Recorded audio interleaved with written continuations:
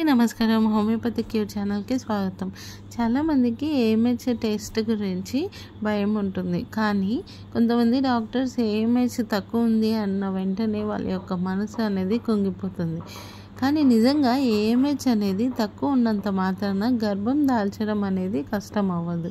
AMH అంటే anti Müllerian hormone.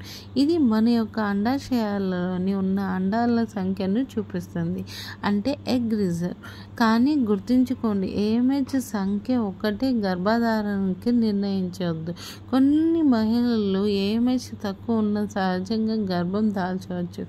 మరికొందరు AMH ఎక్కువ ఉన్న పీసీఓడి లేదా హార్మోనల్ ఇంబ్యాలెన్స్ వల్ల సమస్యలు వస్తాయి. అందుకే ఏఎంహెచ్ రిపోర్ట్ చూసి భయపడవద్దు. అసలు ముఖ్యంగా ఏంటంటే quality, egg quality and hormonal balance, life style మరియు మహిళల యొక్క మానసిక ప్రశాంతత అనేది ఇంపార్టెంట్.